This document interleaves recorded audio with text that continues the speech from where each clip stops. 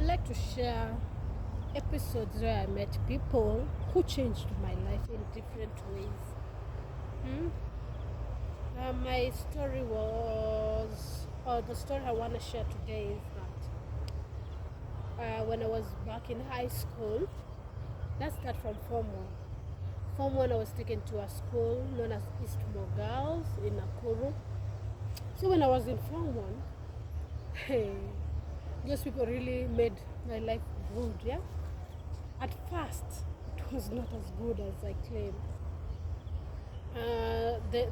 There's a way when someone is joining boarding school, you are required to bring so much. There's that list.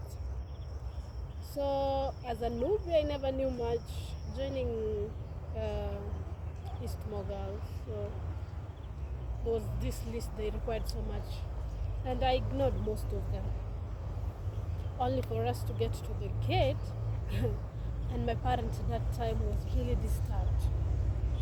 My father, that is, they kept sending him out.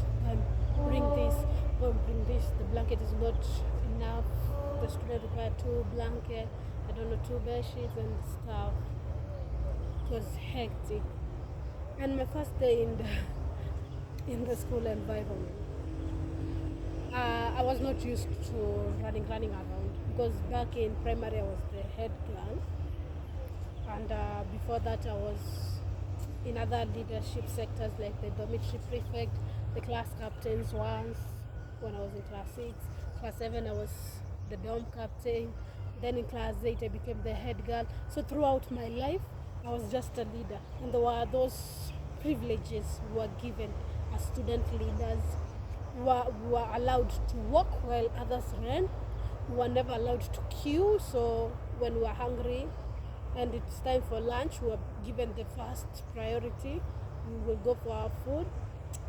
There were just those privileges, and foolishly I carried those privileges with me to my Form 1 school.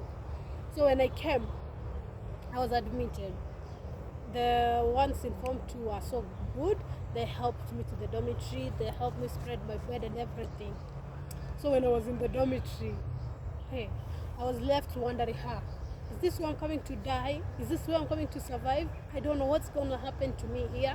I was left in dilemma. My parents were told to leave. My dad and my sister, they were asked to leave, and they left me in the school compound. And I came around 2. And by the time they were done with me, it was around 5. So the students were preparing for supper. So they started queuing, and I thought, this is like my former school. Instead of going to queue, I took my plate and walked past everybody. So having left everyone looking at me, and I got to the cook who was serving, she was like, young lady, we usually queue here. And I'm like, oh, sorry. When I was about to go back, a kind teacher stopped me, Madam Esther, and she was like, where do you think you are going? I just love how courageous you are, how bold you are. You just walked. So you see, queuing up is wasting your time. Come, go and be served. And that's how I met my favorite teacher till date, Madam Esther. Let me just call her Madam Esther, but that's not her name. Fiction name only.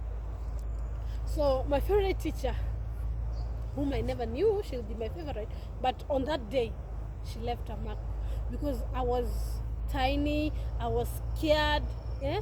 I was like, where is this place? I knew nobody, the environment is new, the place is cold. I'm left confused and angry at a point.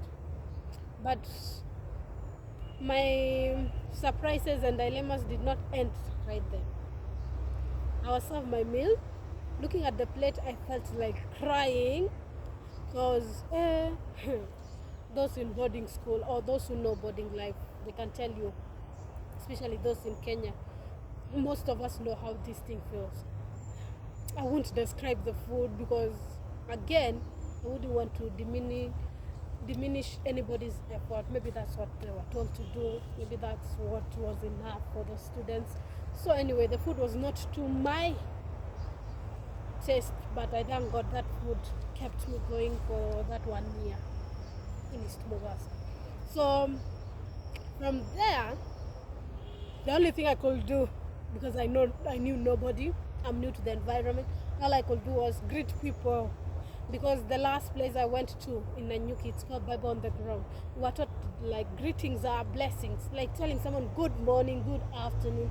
It's wishing them well. It's a way of blessing their lives, blessing them, touching them in a way. It's just spiritual. So from that day, I stuck with that point. Oh, I was like, good morning, good evening, good afternoon. So that's all I could do in the school. And when it came to the books and everything, we put on the effort required for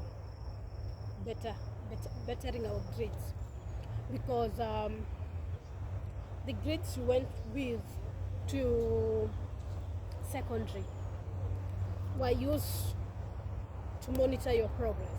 They want to know, are you progressing or are you becoming worse than before you even entered the school? So the good thing, God was so kind to me. Like at times you just feel favored for no reason. Yeah? You feel like maybe your ancestors or your parents are doing something that is attracting blessings into your life. So just like that, I started topping my class. Physics was a game in the park. It was just a walk in the park. Hey man, physics. One day, we did an exam, and the exam was truly hard. So 1 week after the exam, we met with our physics teacher. Me and my other two friends. I don't know how we became friends, but till date, they are still my friends. While walking, the teacher just pointed at me and said, "Sylvia, come here." I was scared. I'm like,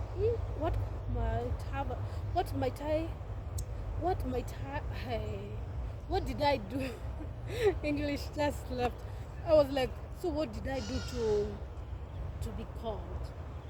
What might I have done to warrant him calling me? And my physics teacher was like, "Sylvia, how was the exam?" I'm like, "Sir, it was very hard, really hard." He's like, "Are you sure?" And I'm like, "Yeah." "Okay, you can go back to your friends." So